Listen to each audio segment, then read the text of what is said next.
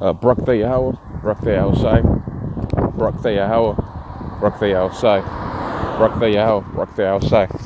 WS the Apostles of GreatMillStone. Honestly, brothers, I'll be pushing this truth and sincerity throughout the four corners of the earth. So I got this article right here, and please excuse the wind in the microphone. You know, I'm on my lunch break. Just thought I'd do this video right here regarding the current state of the strength of the dollar. Okay, because this is as we always go into in this truth and here at GreatMillStone, we look at the reality of the situation. We look at the prophecy. We see how all of these things tie in together.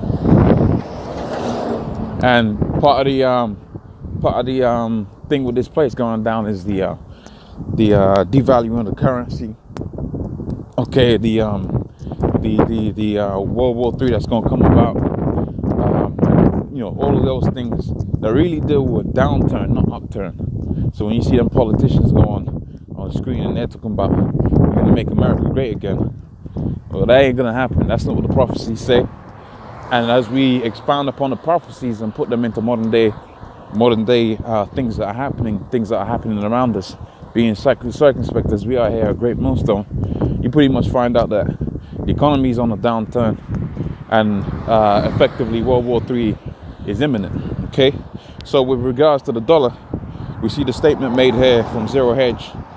Dollar suffers a worst year since 2003 as future looks even grimmer. Now, in 2003, you know, things were okay. You know, the expansion of businesses was all right. 2008 crash, that was nothing of, you know, it weren't heard of yet. Okay, so now you got a situation where things are even worse than that, how it was in 2003. Now you've had all types of booms and busts and so on and so forth. Or for instance, you had the internet boom and that went, housing boom and that went, which was 2008.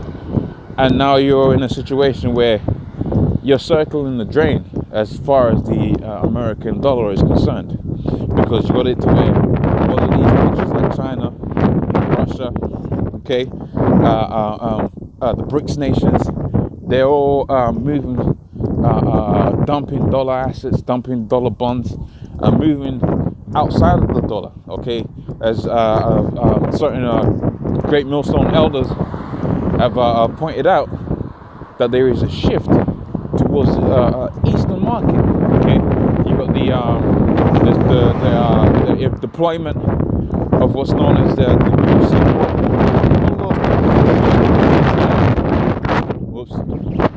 let's do wind pass. Okay, all of those things is a shift away from the dollar, and as a result, things are going to become grimmer. Now, I'm pretty sure they're not going to go into the they're just going to go into the things that are just happening on a day-to-day basis. So for instance, the erosion of the middle class. Okay, that's a major thing. And if you know anything about anything, that's what happened in Rome too.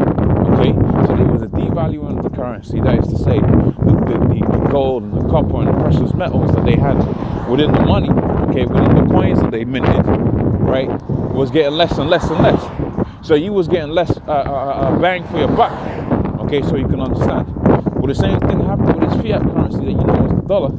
Okay, and that it's being devalued, and as you know, products are being outsourced, so you don't have no middle class within the United States, and as a result of not having no middle class and a weak dollar, you got a situation where pretty much, okay, there's nothing upholding the American economy, and so you got a downward spiral. Now that's before you factor in the world reserve currency.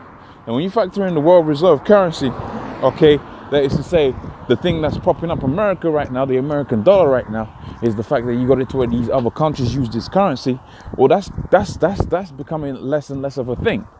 Okay, I did a video yesterday showing you how China and Russia are trying to do bilateral trade, right, and avoiding dollars and dollar use in that. So you know, they're doing trade between themselves, but they're still going to pay off America. No, we don't have to do that. Okay, let's benefit between the both of us, okay, and do it outside of the dollar. And that's really going to have it to a grimmer times as it pertains to the dollar is going to come about. Okay, so the United States dollar is down over 9% year to date against a broad basket of world fiat currencies. Okay, it says it tumbled over 10% against gold, and it has collapsed against Bitcoin, and that Bitcoin thing that's going to transpire into the RFID chip. Whether they use the Bitcoin itself, or whether they issue a government-backed government-backed cryptocurrency. Okay, either or, the whole Bitcoin thing and the move away from cash into a cashless society. Well, they're having it to where right now you're using fiat currencies in a cashless society.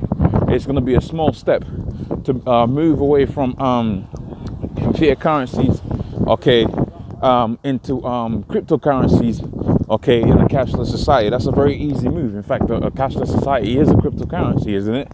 Okay, and then when the banks collapse, what you're going to have is you're still going to have it to where the cryptocurrencies are in place. So what do you think they're going to offer you as a solution? Okay, they're going to offer you as a solution they're going to offer the cryptocurrencies as a solution, man, of which, you know, that's a major part of prophecy, because they're going to have the chip involved in that. Now you got these cats out here, these certain individuals, and please excuse the wind, you got certain individuals out here that basically say that the chip is an embargo. It's the Christianity is everything but the RFID chip.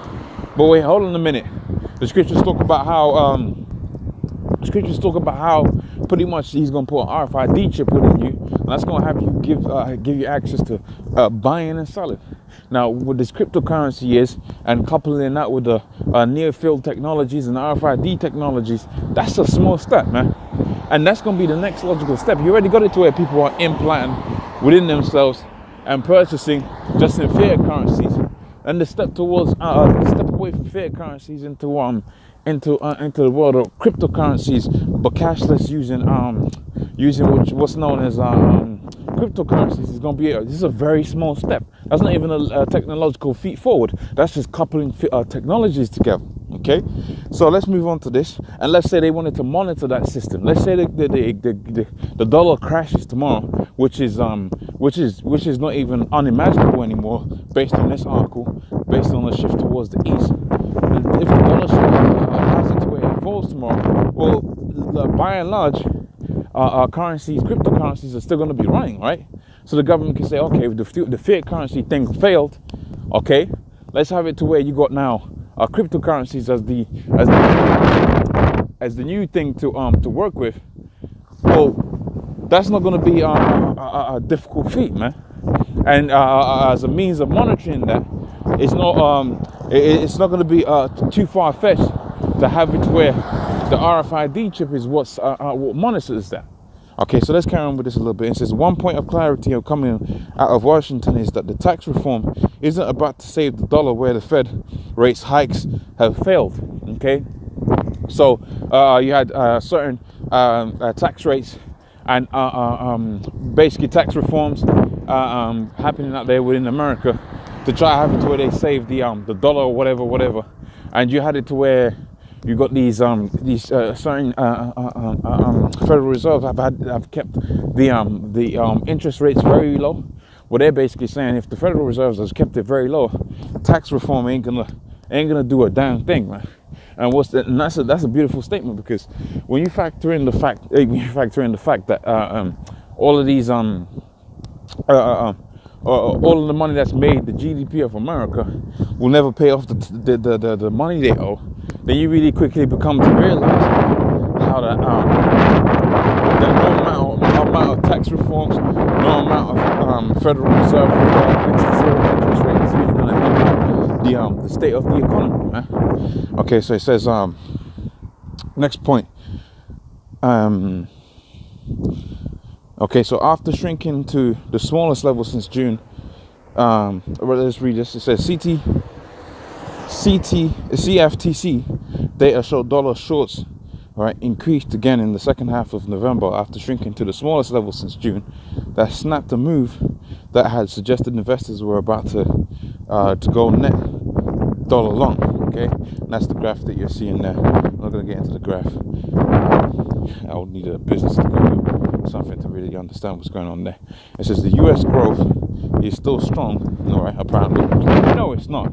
Okay, we've had a shift in towards the east. You know, things are moving in a different direction. Okay, the dollar is not increasing. Okay, it's decreasing, and it's going to start decreasing even more exponentially. Okay, all right, exponential decay. You check out what that means.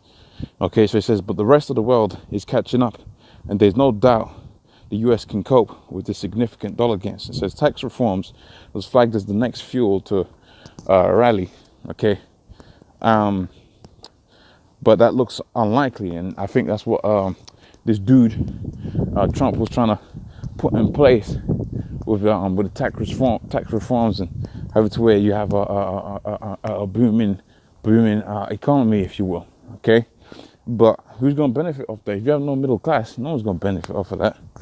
Okay, so it says next, it says backers of the plan say cutting corporate tax rates will fire up the economy. Like I said, if you fire up, you got corporate tax cuts. Who's gonna be working them jobs? Okay, most of the people out there within the middle class within America, that they're just completely out of work now, man. Or they're working minimum wage jobs, and they, you know, the skills for what they need for these so-called corporate tax jobs is gonna be cut. Is non-existent. Furthermore, what are they gonna be producing? What are they gonna be manufacturing? Okay, you might have corporate tax cuts, but what are they going to be producing? What are these corporations going to be producing? There's only so much services that you can have. Okay, all your cars are made outside the country. Okay, everything that your products, they're all, you know, the big companies. They say Apple's the you know, one of the biggest companies out there within the United States, but where do they produce? Okay, they produce out overseas, and that's one of the reasons why they've become one of the biggest corporations, because they can do it cheap outside with a cheap slave labor force outside the country. Okay, so whatever way you want to chop it, whatever way you want to look at it, okay, that economy, the dollar economy, is dry, man.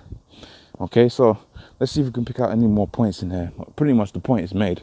All right, it's also illuminating to consider that the retreat in tech stocks is being attributed to speculation. Those firms will benefit least from tax changes because existing breaks designed to encourage innovation arguably did just that.